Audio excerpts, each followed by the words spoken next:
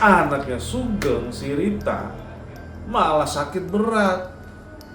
Demam, panas tinggi, batuk, menggigil, matanya sampai ke atas begitu, ya kan? Wah, Sugeng panik langsung. Kenapa nih? Terus dia ingat akan perkataan dia waktu itu. Yang disebutkan pertama kali adalah anaknya, bukan si Ayana. Memang Ayana disebutin, tapi yang kedua. Nah, Sugeng sama Ani langsung melarikan anak mereka ke rumah sakit. Tapi apa daya, setelah di rumah sakit, baru saja beberapa menit sampai, Rita sudah dinyatakan meninggal dunia. Wah, betapa hancur hati Sugeng dan Ani, terutama Sugeng ya, karena dia merasa amat terpukul. Rita memang anak pertama dan satu-satunya, dan Sugeng sangat amat sayang kepada Rita. Ani pun nangis sejadi-jadinya atas kejadian itu. Cuman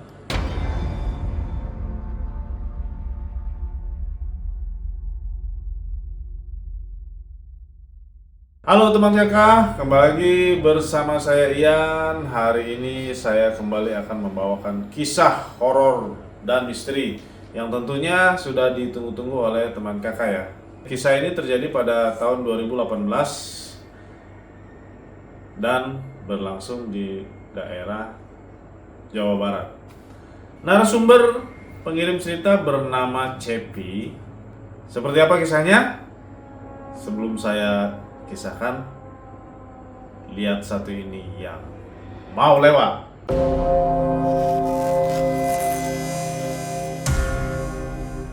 Cepi ini berkisah bahwa mereka bertiga, Cepi, Sugeng, dan Ayana itu bekerja dalam satu kantor. Ayana ini lebih dulu masuk daripada Sugeng dan Cepi. Cepi ini paling terakhir masuk ya. Ayana pertama, Sugeng kedua, Cepi ketiga. Akan tetapi Cepi ini karena dia emang orang yang bisa kerja ya, cekatan dalam kerja, dia naik nih melampaui Sugeng sama Ayana. Kemudian yang lebih parahnya lagi, Sugeng itu ngelewatin Ayana sama Cepi. Nah sekarang itu jadi keadaannya tuh si Ayana tuh paling bawah, ya kan? Nah dalam satu tempat kerja itu kan bersaing antar karyawan tuh biasa ya, bahkan sampai melakukan politik perkantoran itu ya biasa. Si Sugeng ini suka nyindir Ayana gitu kan, gimana kamu kerjanya gimana sih, kan kamu duluan masuk begini-begini. Tapi anehnya Ayana bukannya sedih atau bukannya down atau kecewa bagaimana, tapi dia malah senang-senang aja. Bahkan dia bisa ngomong balik ke Sugeng gitu kan, kamu naik kecepatan, kamu pasti ada sesuatu sama Pak Bos begini. Akhirnya ya singkat cerita mereka kan saling berbalik ya, hampir tiap hari bisa dibilang adalah omong-omongan sindir-sindiran gitu kan, sampai pada akhirnya secara tidak sengaja saling sindir mereka ini terdengar oleh Pak Bos. Nah Cepi waktu mereka lagi sindir-sindiran udah kodein gitu, udah gitu-gitu. Cuman Sugeng sama Ayana terus aja lempar-lemparan sindiran. Dan terakhir Sugeng yang ngomong keras, itu mah lu gitu. Nah, kebetulan Pak Bos waktu itu masuk. Langsung lah ditegur Sugeng, coba tolong masuk ke kamar saya gitu.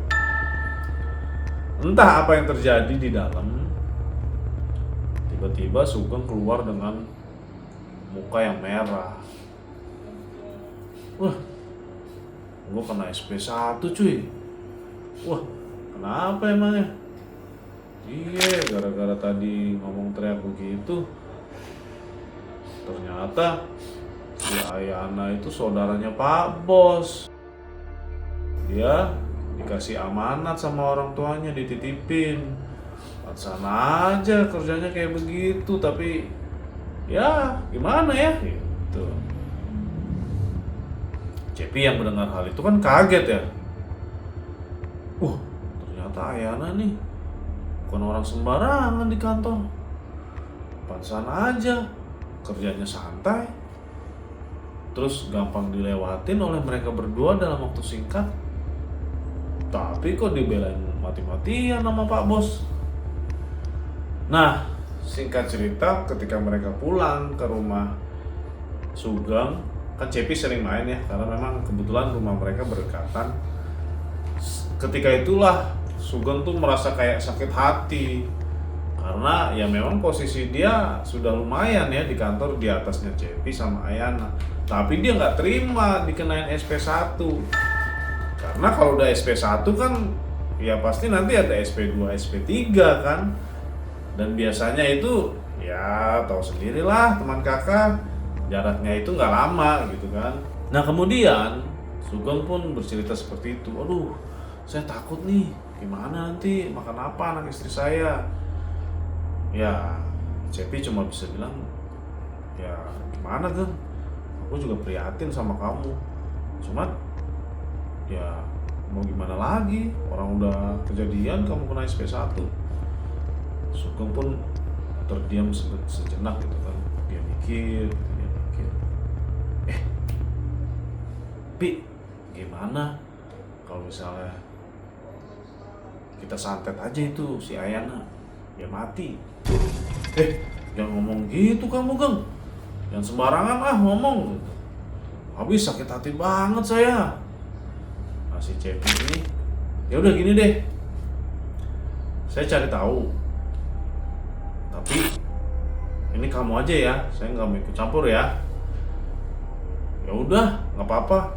Yang penting tekad aku udah kuat. Kita keesokannya setelah pulang kantor, Cepi dan Sugeng pergi nih dengan Cepi yang mengendarai motor ke tempatnya Mbah Eko. Kebetulan Mbah Eko ini terdengar lumayan sakti dalam hal kirim mengirim santet.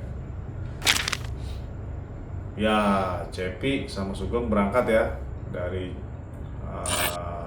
jam 7, kurang lebih 2 jam perjalanan, sampai di tempatnya Mbak Eko yang berada di tepi sawah di pinggir hutan.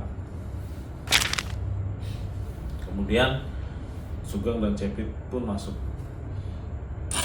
tanpa basa-basi. Selamat malam Mbah. Duduk nak, duduk. Saya sudah tahu maksud dan kedatangan kalian, terutama kamu nak, sambil dia nunjuk ke Sugeng. Saya mengerti perasaan kamu karena kamu sudah kecewa dengan rekan kerja kamu. Tapi saya mau kasih peringatan ke kamu. Kerjaan ini akan sangat berat. Kalau kamu tidak kuat, maka bisa balik lagi ke kamu. Terus Sugeng bilang, ya apapun resikonya saya siap menerima. Yang penting orang ini yang saya maksud, yang bernama Ayana, hilang dari muka bumi. Cepi mendengar itu kan kaget ya. Ternyata memang Sugeng dendam banget orangnya nih. Sugeng dan Mbah Eko pun menyiapkan segala sesuatunya yang diperlukan untuk melakukan ritual. Nah, beberapa nampan pun disiapkan dan barang-barang lainnya. Mbah Eko pun memberitahu cara menjalankan ritual tersebut. Sugeng pun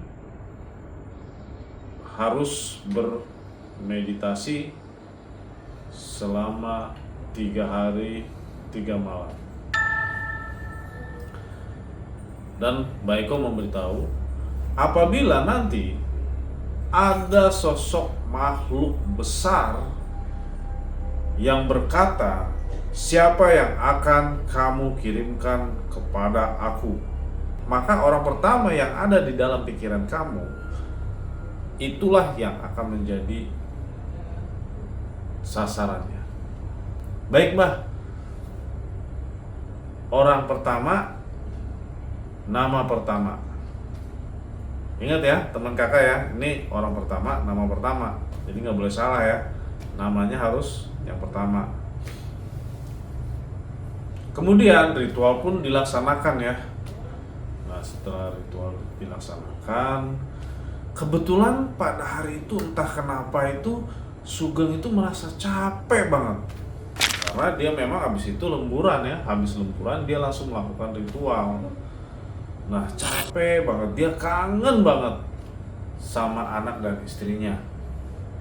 Nah kemudian dia melakukan ritual itu beserta meditasi 1 hari, 2 hari, 3 hari.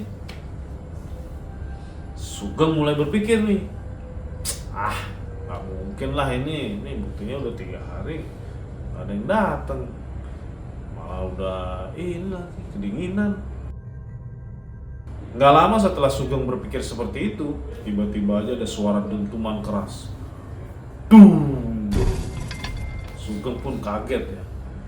Setelah dia kaget begitu ini, dia lihat tiba-tiba ada kaki besar di depan dia. Dan persis seperti apa yang dikatakan oleh Mbah Eko, Sugeng itu diberitahu apa yang akan kamu berikan kepada aku. Entah apa di pikiran Sugeng, ketika itu dia langsung memikirkan anaknya. Tapi dia langsung ralat, bukan, maksud saya Ayana. Ya waktu itu sih nggak ada apa-apa ya.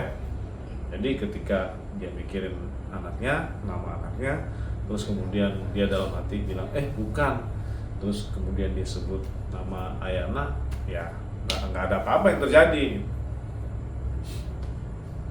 Nah setelah itu makhluk itu bilang baiklah, dan langsung hilang.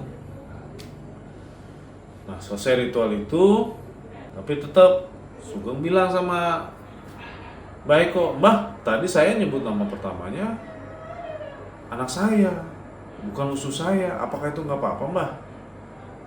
Wah, harusnya kamu nyebut nama musuh kamu yang pertama. Ya cuman mungkin nggak apa-apa kali, karena anak kamu masih kecil kan? Iya, anak saya masih kecil Mbah. Ya saja nanti ya. Nah Sugeng pun pulang ke rumah setelah selesai itu. Sehari, 2 hari, 3 hari tidak terjadi apa-apa. Hari keempat tiba-tiba Ayana nggak masuk, sakit. Wah Sugeng udah seneng nih, wah kena nih, Sugeng pikir gitu kan. Akan tetapi besoknya kebalik, Ayananya sehat, anaknya Sugeng, si Rita, malah sakit berat. Demam, panas tinggi, batuk, menggigil, matanya sampai ke atas begitu, ya kan? Wah Sugeng panik langsung. Loh kenapa nih? Terus dia ingat akan perkataan dia waktu itu. Yang disebutkan pertama kali adalah anaknya, bukan si Ayana. Memang Ayana disebutin, tapi yang kedua. Nah Sugeng sama Ani langsung melarikan anak mereka ke rumah sakit. Tapi apa daya, setelah di rumah sakit, baru saja beberapa menit sampai, Rita sudah dinyatakan meninggal dunia. Wah betapa hancur hati Sugeng dan Ani, terutama Sugeng ya, karena dia merasa amat terpukul. Rita memang anak pertama dan satu-satunya, dan Sugeng sangat amat sayang kepada Rita. Ani pun nangis sejadi-jadinya atas kejadian itu. Cuman Sugeng yang tidak bisa berhenti menyalahkan dirinya sendiri, karena menurut dia dia menyebut nama anaknya. Jadi ya berarti dia menganggap anaknya sebagai musuh, walaupun nama kedua itu adalah nama ayahnya. Selepas dari kejadian itu, Sugeng banyak melamun, termenung, gak mau makan. Nah, istrinya pun berusaha mencoba menolong dia, menyemangati. Harusnya kan kebalik ya, harusnya kan suami yang menyemangati istri ya, tapi ini kebalik. Karena Ani sudah melewati masa-masa sulit itu, tapi Sugeng belum. Enggak, malah dia terus termenung. Kadang-kadang kalau tengah malam ketika waktunya Rita nggak ada itu, Sugeng nangis sendirian.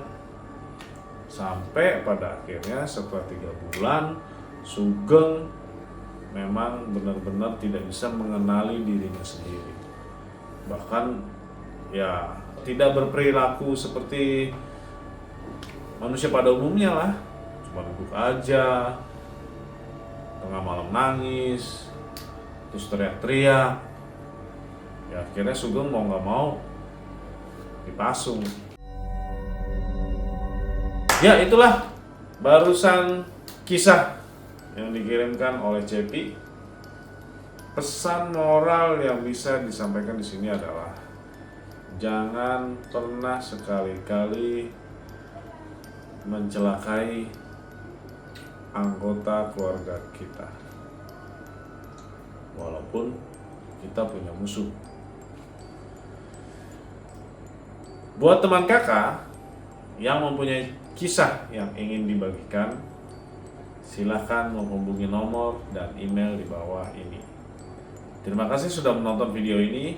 Ditunggu kisah selanjutnya.